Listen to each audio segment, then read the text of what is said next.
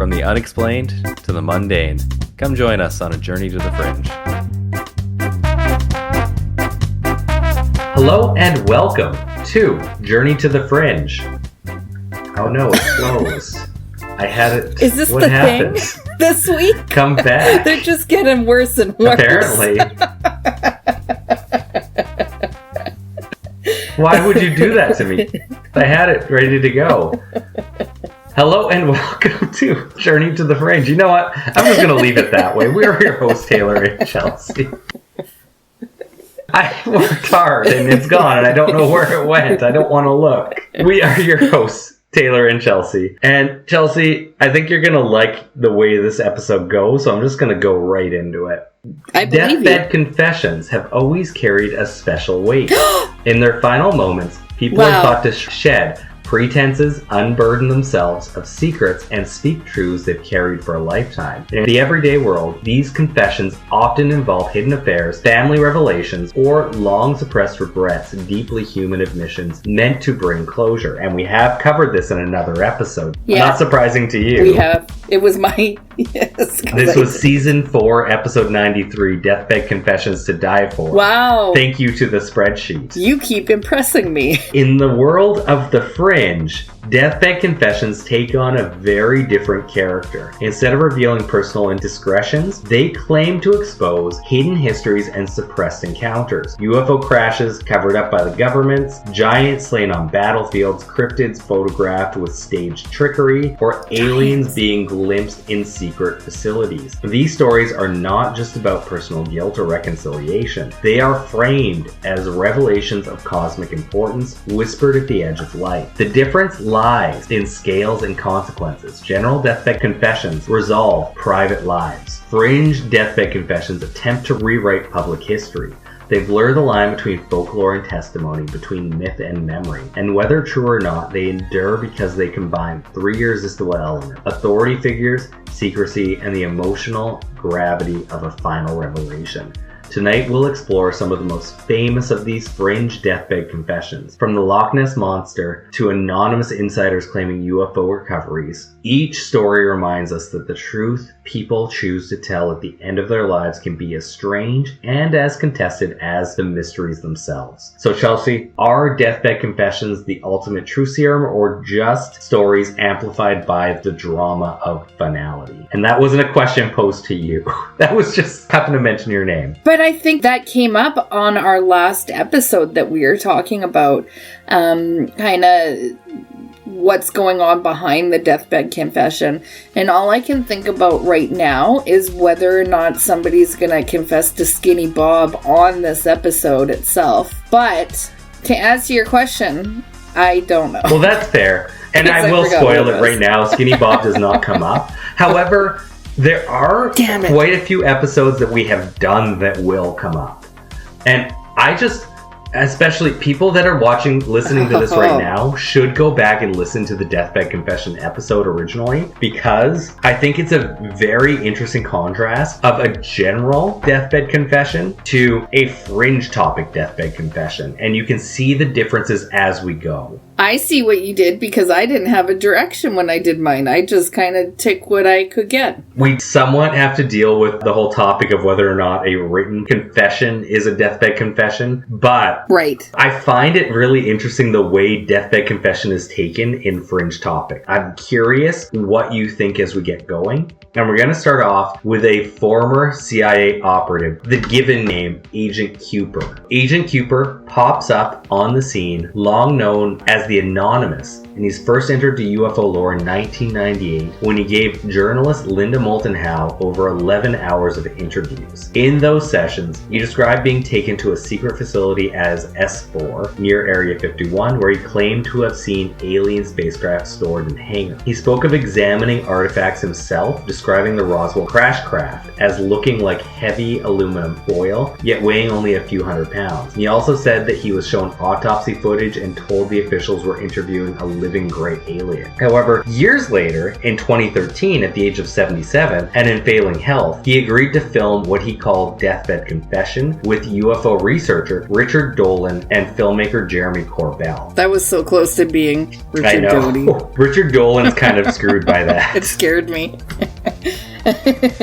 In this interview, he declares, quote, "I saw extraterrestrial spacecrafts inside the base. Several alien vehicles were stored there, and there was a living alien, and I was able to give a description of the creature." End quote. He also adds, quote, "I'm telling you this because I don't have much time left. I want the people to know the truth." End quote. But he already gave like a statement about this. In 1998, yes. Yeah, I wouldn't consider it still a deathbed confession if he's just reiterating. For years, his identity remained hidden, fueling speculation about who Angel... Oh, does he say his name? People spent a lot of time trying to figure it out. Apparently, at his death in 2015, people connected him to Oscar Wayne Wolf, who was born in Minnesota in 1935, and he served in the U.S. Army Signal Corps and later worked with the CIA. Oh. His obituary confirmed his passing at Green Pine Acres Nursing Home in Minnehaha, Minnesota on March 18, 2015. And I just want to note, he gave the deathbed confession in 2013. But he didn't confess his name still. He still remained anonymous. No, he still remained anonymous. No, I don't accept it. See, because he already came out and said this stuff. Now, the deathbed confession would be like, this stuff all happened to me, here's my name, in theory, now yes, I'm dead. that is what we think of as a deathbed confession. Except that one guy who actually miraculously recovered and had to go to jail. Right.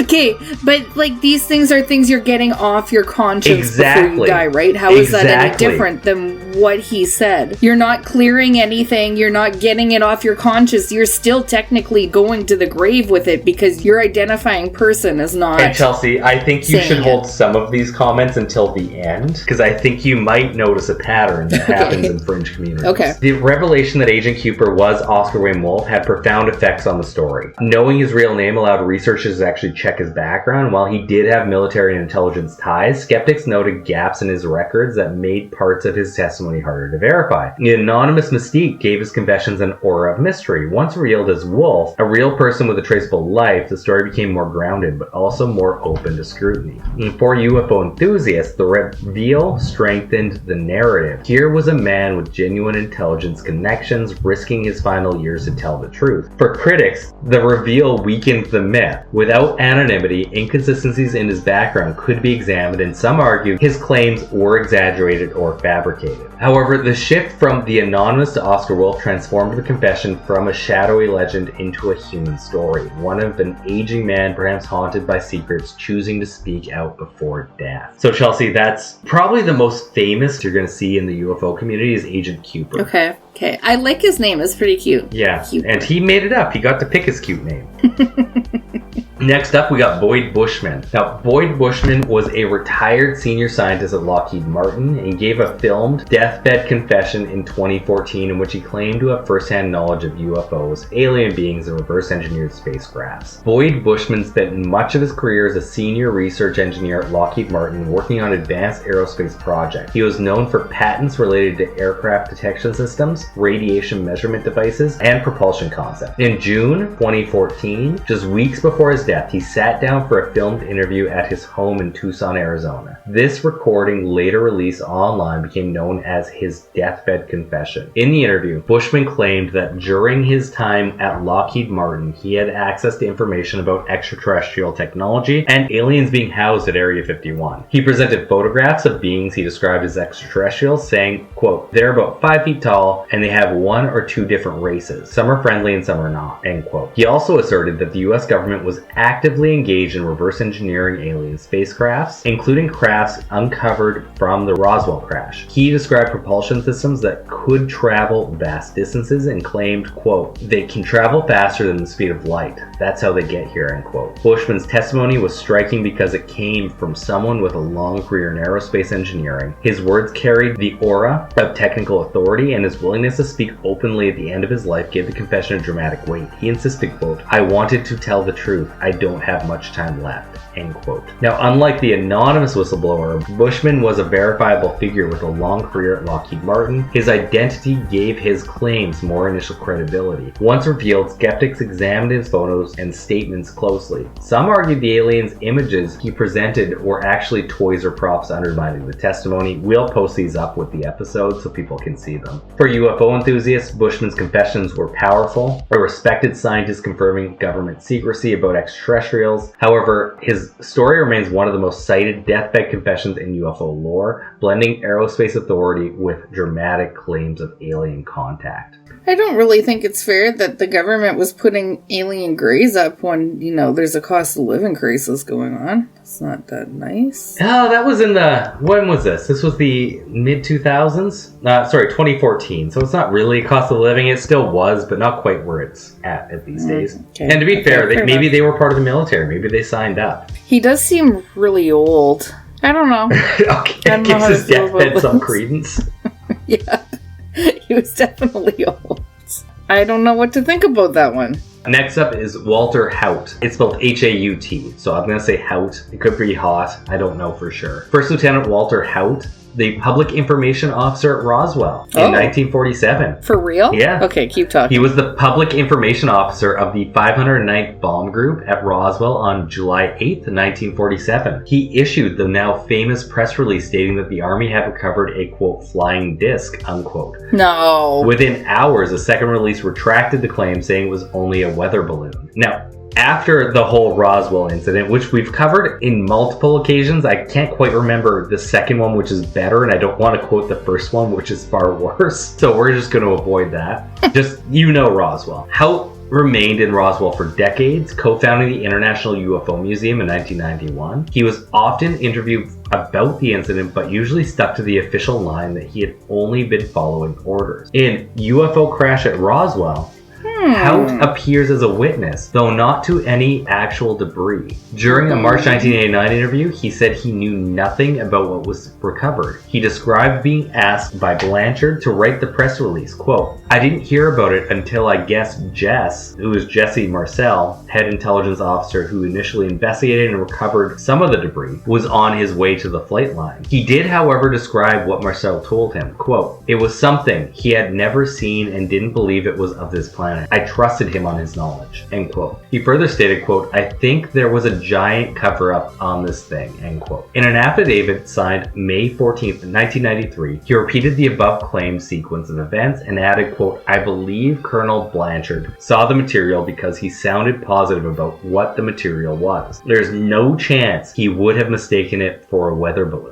Neither is there any chance that Major Marcel would have been mistaken," end quote. By this time, Haut, along with Max Little and Glenn Dennis, had opened the International UFO Museum and Research Center. Prior to Haut's death, ufologist Donald Schmidt conducted interviews with Haut, covering material that Schmidt says Haut requested to be kept confidential during his life. Schmidt composed and emailed an affidavit to Haut's family, which Haut signed at his International UFO Museum and Research Center in front of his daughter, Julie Schuster, staff notary Beverly Morgan, and a museum guest. Schmidt and the family agreed not to release this 2002 document until after Haut's death. Haut died in 2005, and in 2007, Donald Schmidt and Tom Carey published the book Witness to Roswell, which prominently featured the document presented as the sealed affidavit of Walter G. Haut. The book was criticized for lack of evidence, inconsistencies, and with previous accounts, and presenting the 2002 document as Haut's affidavit. That's his statement. Basically, he stated that he didn't believe the official story of Roswell. Yeah, but he had no evidence otherwise. Yeah, I know. And that's the annoying part of it. I like him. I think the best so far. He didn't believe it, and then he opened a UFO museum. Yeah. I think importantly, so far he's the truest deathbed confession in that it's at least around or after when he dies. And he's not really, given any info, really. He's just I don't know what it was. I was following orders. And some guy told me that it wasn't. It was alien. Yeah. I like it. I like Walter Haut. Next one up, an episode you did one on, Shag Harbor. Oh, I thought you were just going to cover someone I did in my deathbed confessions. No. So we covered Shake Harbor in Season 2, Episode 16, A Heritage Minute, the Shake Harbor incident. Wow, look at us not getting you guys to do the work to find out what episode it's on. But anyhow, you're still going to get a vague idea of this Deathbed Confession, because trying to contrast what Deathbed Confession means in the Fringe community, and I don't think I can find a better exemplary piece than this article titled Anonymous Witness of Shake Harbor UFO Shares, quote, Deathbed Confession, end quote, by T.K. Randall, written on December 30th, 2023. What the hell? This comes from the website Unexplained Mysteries. The incident, which occurred on October 4th, 1967, involved multiple witnesses who saw an unidentified object descend from the sky into the ocean a short distance from Shake Harbor, a small fishing village situated along the Atlantic coastline of Nova Scotia. When officers arrived at the scene, they witnessed the object, which was estimated to be around 18 meters in diameter, floating on the water with its lights still flashing. It remained visible for some time before disappearing beneath the waves. Despite extensive efforts by Canadian Navy divers to locate the object on the seafloor, no trace of it was ever found, and the incident was ultimately dismissed as unexplained. Now, more than 56 years later, a witness who had observed the object at the time has contacted Unexplained Mysteries via email to describe his experience. Your deathbed confession is a witness to Shake Harbor? Yes. What a son of a bitch! Gives it on his deathbed? No, Chelsea, re-listen to this sentence. Now, more than 56 years later, a witness who had observed the object at the time has contacted Unexplained Mysteries via email to describe his experience. Okay, I'll begrudgingly listen to this. A photograph that he presumably captured of the object was also included. See below. I'll include a link to this. Why of all people are you contacting Unexplained Mysteries? Yes. What's his name? That's probably his website. The guy who used to do Unexplained Mysteries. Unsolved Mysteries. You never what? Never mind. He'd be too pure. They're ripping it off. Yeah.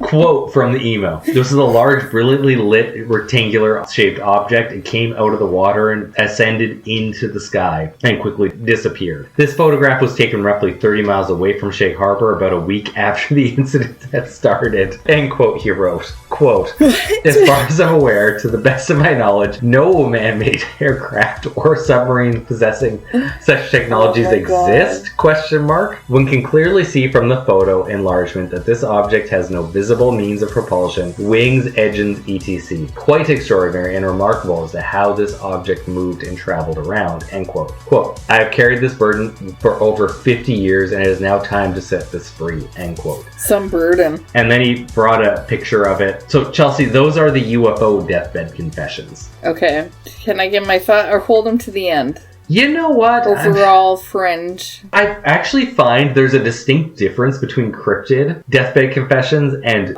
there's cryptid UFO deathbed confessions. So I would like to see what your viewpoint is on UFO deathbed confessions. Overall, it's very reminiscent of the entire UFO community as a whole, I feel like. It's a little bit flaky, kind of doesn't hold any real substance. Walter Haut, I like that guy. He seems to the sharpest shooter of the bunch. He just encountered something. He thought, there's maybe a little bit more to this. I'm going to open a UFO museum and I will sign an affidavit that I don't know what it was and I'm suspicious. And one of my friends told me that he's suspicious as well. I like him. But at the same time, he was pushed to do it by a UFO investigator. Who was the UFO? The guy who wrote the book? Yeah.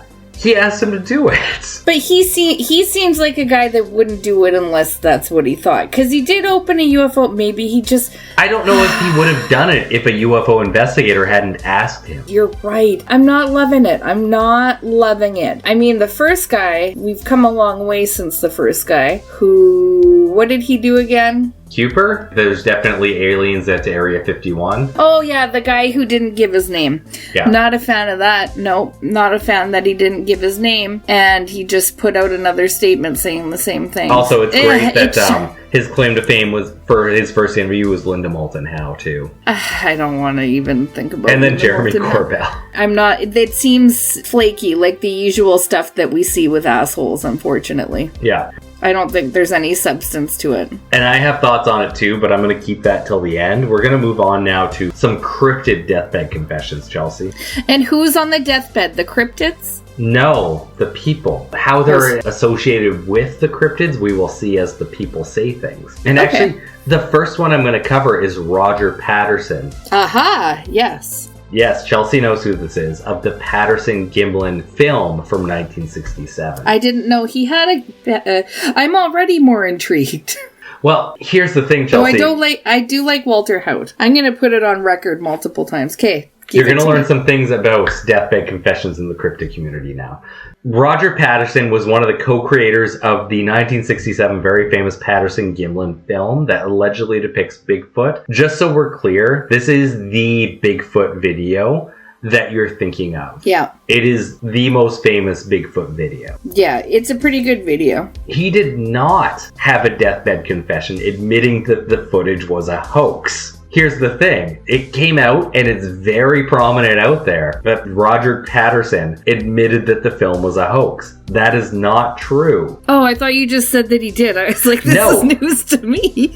It is absolutely out there in the zeitgeist, if you're in the Bigfoot community, that Roger Patterson came out and said that the film was a hoax on his deathbed. He did not. The Patterson-Gimlin film, shot on October 20th, 1967 at Bluff Creek in Northern California, shows a large ape-like figure striding across a clearing before glancing back at the camera. Patterson and his partner Bob Gimlin claimed they were investigating reports of large footprints when they encountered the creature. The film quickly became the most iconic piece of alleged Bigfoot evidence, analyzed for decades by scientists, skeptics, and enthusiasts. Supporters point to anatomical details in the gait and muscle movement as evidence of authenticity, while skeptics argue it could have been a man in a costume. However, there's a deathbed confession rumor that emerges well later. Oh, I'm so excited. Patterson says this was all a scam, but it's a mix-up. But he didn't. There's another man that admits to a deathbed cryptid faking, and we're going to cover him later. But he dies in 1993, and over time, his confession is mistakenly attributed to Roger Patterson, who fuels the myth that he admitted to hoaxing the Bigfoot film. But in reality, Patterson dies of cancer in 1972 at the age of 38, not that much after he filmed it, 5 years. Oh, with no deathbed confession. No, and those close to him, including Gimlin, have consistently stated that he never recanted his story. Gimlin himself has maintained for decades that the encounter was genuine. The controversy surrounding the film remains unsolved, and believers argue that the most compelling visual evidence of Bigfoot, citing biomechanical analyses of the figure's proportions, but skeptics counter. The Patterson had a history of interest in Bigfoot and may have staged the film. But you can't take his deathbed confession into account because it's not real. Fair enough. That's one of my favorite Bigfoot videos because there's so much back and forth that I can't make up on my mind whether or not it's real. Nor do we have the skills to actually tell anyone whether or not it's real or not. It's true because, you know, maybe if it was filmed today, we would be able to debunk it or something like that. Also, I know we talk about this on our Bigfoot episode, but there is a local connection for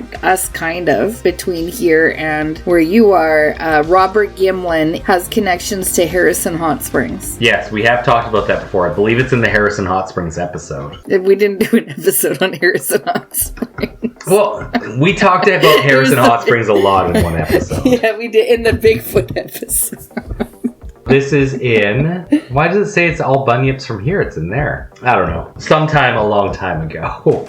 I have one more Bigfoot confession, and man, I cannot ground this one, so I'm just going to preface that right from the start here. This story originates, I can't find it before anywhere else on the internet. Okay. From Sasquatch Chronicles, the podcast. And they don't cite any links in their sources. Oh no, okay. I'm still open to it. And we don't even need to worry because it's a listener who did this. He recounts a former law enforcement officer's deathbed confession. According to this account, the officer claimed that in the Dakotas, government officials and law enforcement shot Sasquatch from helicopters. He described seeing photographs and audio recordings from the operation, which allegedly showed multiple creatures being killed. The officer said he had carried the burden of secrecy for years, but wanted to clear his conscience before passing away. You take with that what you will. I can't find that corroborated anywhere. I can't find it stated anywhere else. I don't even know what to think about what you just told me. I mean, they're just hunting them in the Dakotas, where Bigfoot are plentiful, for there are no forests. Apparently. And they're just flying in helicopters just picking them off, eh? Yeah. My last cryptid deathbed confession is Christian Sperling. In April 1934, the Daily Mail published what quickly became the most famous image of the Loch Ness Monster, a grainy black and white photograph showing a long neck, small head rising from still waters of the loch. If you think of a picture of the Loch Ness Monster, this is the picture. This picture is credited to Colonel Robert Kenneth Wilson, a London surgeon who claimed he had taken the photo while driving along the loch with friends. According to Wilson's account, he stopped when he saw something moving in the water, pulled out his camera, and captured the creature before it slipped beneath the surface. Because Wilson was a respected professional and reluctant to be publicly associated with the image, the press dubbed it the surgeon's photograph. For decades, the photo was treated as the strongest visual evidence of Nessie's existence, appearing in books, documentaries, and tourist brochures worldwide. The truth, however, came out much later in 1994. Christian Sperling, then 90 years old and near death, confessed that the photograph was a hoax.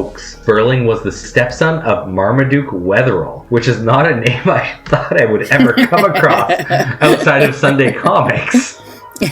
A big game hunter hired by the Daily Mail in 1933 to investigate Loch Ness. Wetherell had been humiliated when monster tracks he reported turned out to be made with a hippo foot. Seeking revenge on the newspaper, Wetherell enlisted Sperling to build a fake monster, and Sperling constructed a model head and neck from plastic wood and attached it to a toy submarine. The stage photo was then passed to Wilson, who agreed to lend his name to the story, giving it credibility. Sperling admitted, quote, "It was just a practical joke that went too far," end quote. His confession... A hippo foot? Yeah. I don't know how that works, but yeah. Okay, just wanted to make sure I understood properly. His confession dispelled decades of belief in the photo's authenticity, vindicating skeptics who had long suspected trickery. Yet even after the hoax was exposed, the image remains iconic, a reminder of how myth, media, and human mischief can create legends that endure long after the truth is revealed. And Chelsea, that is my last deathbed confession. I tried so hard to go to Reddit for a story of, hey, my uncle claimed that he killed a Bigfoot, or saw a UFO, or anything with a deathbed confession relating to the Fringe. Nothing. There is zero. And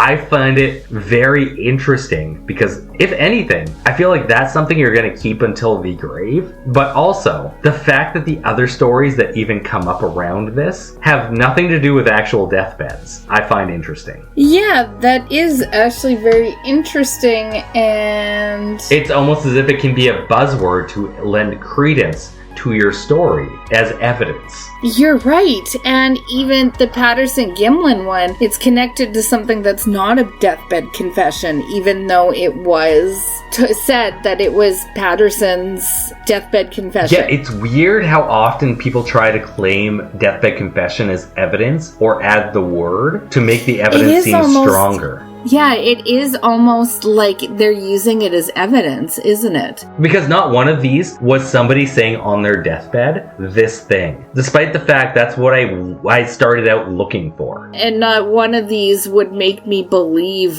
in anything that they were talking about. No, but... Would it point me to believe it any more than what they're saying? And Chelsea, I should say, sorry, before we get too far away from it, this Loch Ness Monster confession is the one that's often misconstrued as the Patterson deathbed confession, which is basically saying in the 90s Loch Ness Monster was debunked on the deathbed, so they move it to Patterson. Oh, okay. That was great. I don't think I can't remember my deathbed confession, but I don't think I talked about anything like this. It was just straight up deathbed confession. Somebody mistakenly found out that they didn't like owls and they just collected owls. Yeah, I like that one. I really like the guy too. Very different episodes. The guy who talked about murdering somebody and then had to go to jail for it because he survived.